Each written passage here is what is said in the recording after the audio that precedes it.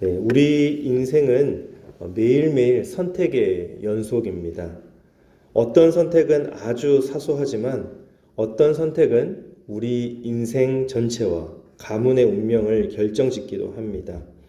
오늘 본문, 우리가 함께 읽은 이 본문은 룻기 4장은 성경 전체에서 가장 극적인 선택의 장면 중 하나를 보여주고 있습니다. 나오미와 룻이라는 두 여인의 절망적인 삶이 회복되느냐, 아니면 이대로 역사 속으로 사라지느냐가 결정되는 운명의 장소, 바로 베들레헴 성문입니다. 당시의 성문은 단순히 성 안으로 들어가는 통로가 아니라 마을의 원로들이 모여서 공적인 재판을 하고 중요한 계약을 체결하던 법정과 같은 곳이었습니다. 보아스는 룻과의 약속을 지키기 위해 지체 없이 그곳으로 올라갔습니다. 오늘 우리는 본문을 통해서 두 종류의 인생을 만나게 됩니다. 철저히 계산하며 산 아무개와 손해를 감수하며 은혜를 택한 보아스입니다. 보아스는 룻에게 약속한 대로 아침이 밝자마자 성문으로 나갔습니다. 그는 서두르되 서두르지 않았습니다. 룻을 사랑하는 마음은 간절했지만 그는 하나님의 법인 고엘, 이 기업 물을 자 제도를 어기면서까지 편법을 쓰지 않았습니다. 보아스는 자기보다 우선순위에 있는 친족이 지나가는 것을 보고 그를 불러 세웁니다.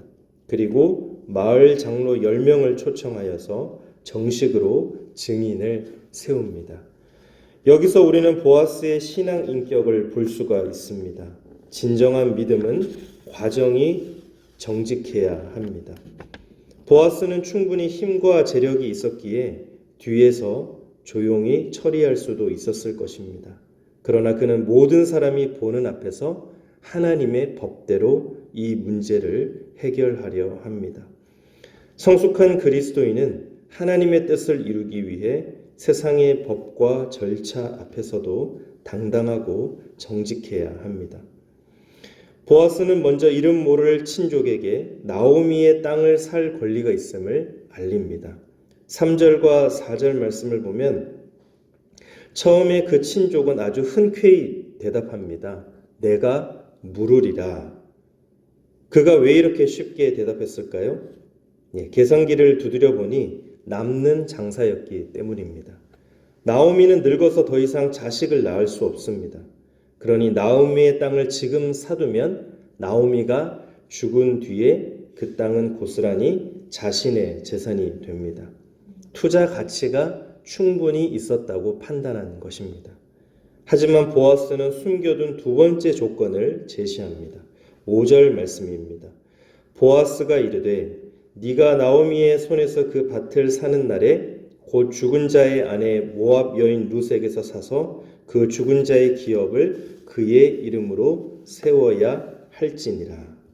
이 말은 땅만 사는 것이 아니라 룻과 결혼을 해서 아들을 낳아주어야 한다는 뜻입니다. 그리고 그렇게 태어난 아들이 자라면 그 땅은 다시 그 아들의 소유가 됩니다. 즉 이 친족의 입장에서는 자기 돈을 들여서 땅을 샀는데 그 땅이 결국 남의 집 엘리멜렉의 가문의 재산이 되어버리는 꼴입니다. 게다가 룻이라는 이방 여인과 그 가정을 평생 부양해야 하는 책임까지 떠안아야 하는 것입니다. 이 제안을 듣자마자 그의 반응은 180도 달라집니다. 6절을 보시기 바랍니다. 나는 내 기업에 손해가 있을까 하여 나를 위하여 물으지 못하노니. 그의 기준은 오직 하나였습니다. 나에게 이익인가 손해인가. 나를 위하여 도움이 되면 하겠다고 했다가 손해가 될 것 같으니 순식간에 하나님의 율법도 친족의 아픔도 외면해 버립니다. 성경은 이 사람의 이름을 기록하지 않습니다. 1절에 그저 아무개라고 부릅니다. 그는 자신의 이름과 재산을 지키려고 발버둥 쳤지만 결국 역사 속에서 이름조차 남기지 못한 비참한 존재가 되었습니다. 보아스는 어떻습니까?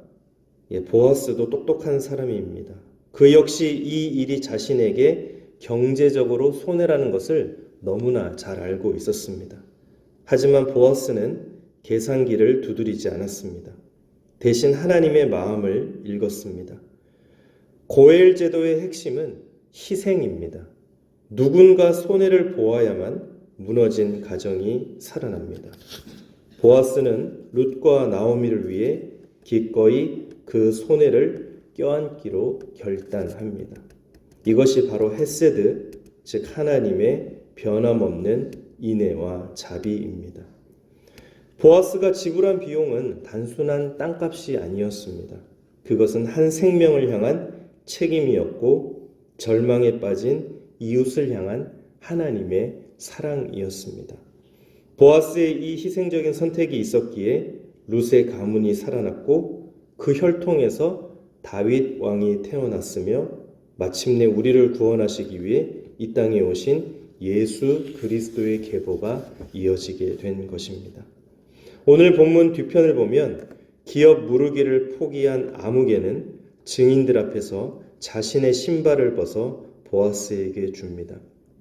이것은 자신의 권리를 포기한다는 뜻임과 동시에 공동체 안에서 책임을 회피한 자로서 겪는 부끄러운 행위였습니다.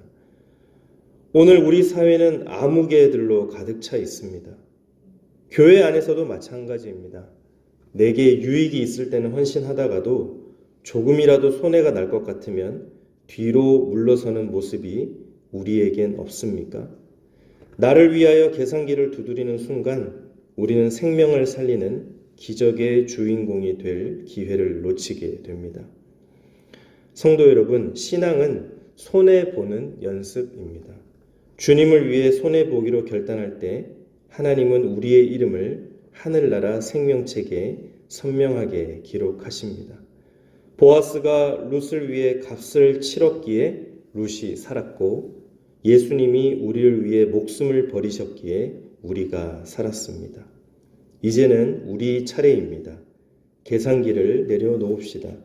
그리고 보아스처럼 은혜의 길, 희생의 길을 선택합시다.